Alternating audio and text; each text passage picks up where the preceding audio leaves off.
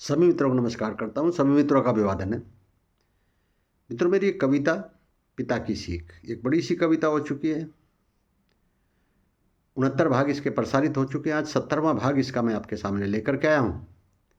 और मित्रों, कविता के 96 बंद 96 लिखे जा चुके हैं। शीघ्र ही 101 बंद इसके पूरे होने वाले हैं। मित्रों, कविता मैंने अपने पूज्य पिताजी को समर्पित करते हुए लिखी है।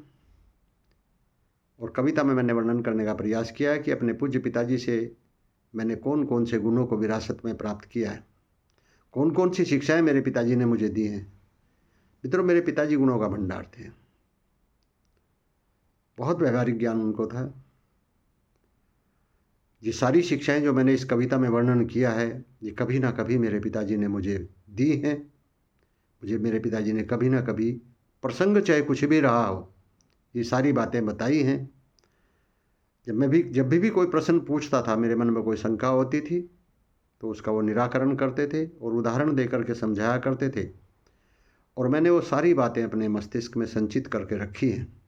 मित्रों, जब भी मैं इस कविता में कोई बंद जोड़ता हूँ, कविता को लिखता हूँ, तो मैं अपने पिताजी को अपने आसपास महसूस करता हूँ। ऐसा लगता है मुझे कि मेरे पिताजी मेरा मार्गदर्शन कर रहे हैं, मुझे प्रेरित कर रहे हैं इस कविता को लिखने के लिए।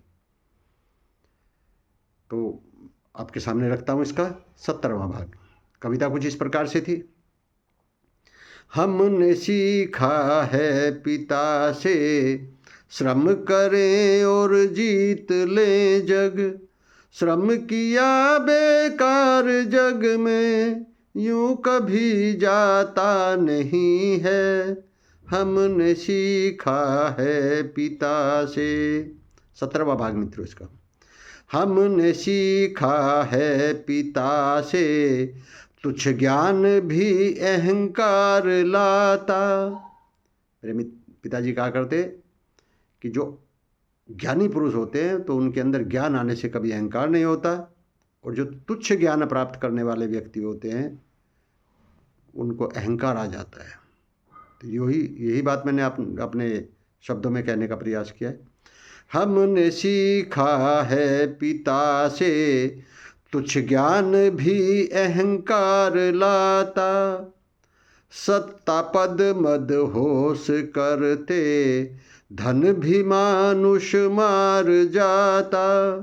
मेरे पिताजी कहते थे कि यदि जिसको सत्ता प्राप्त हो जाती है, कोई पद प्राप्त हो जाता है, तो सत्ता और पद दोनों ही ऐसे होते हैं, इसमें आदमी मदहोश हो जाता है। और जब वो मदहोश हो जाता है तो सत्ता और पद दोनों ही कारण बनते हैं कि उसके अंदर की जो मनुष्यता है, उसके अंदर की जो मानवता है, वो मर जाती है।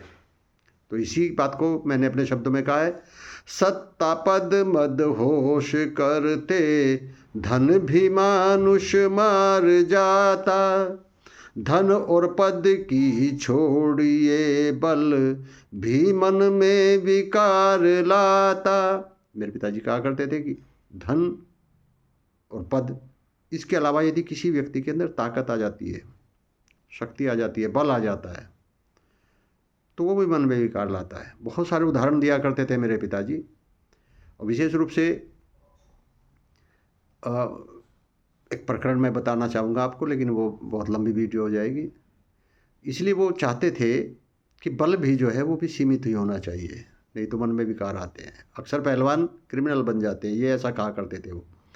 धन और पद की छोड़िए बल, भी मन में विकार लाता। गुरूर जब तक हावी रहता। मेरे पिताजी कहते थे अहंकार मन में जब तक रहता है, कोई मनुष्य नहीं बन पाता, तब तक मानवता से कोसों दूर होता है वो। गुरूर जब तक हावी रहता, मानुष बन पाता नहीं है। हमने सीखा है पिता से। मित्रों, कैसी लगी कविता कमेंट बॉक्स में आकर के बताना। अच्छी लगी हो कविता को लाइक शेयर कर देना, हो सके मेरे चैनल को भी सब्सक्राइब कर देना। बहुत बहुत धन्यवाद, बहुत बहुत आभार आपका। मिलते हैं इसके अगले भाग में।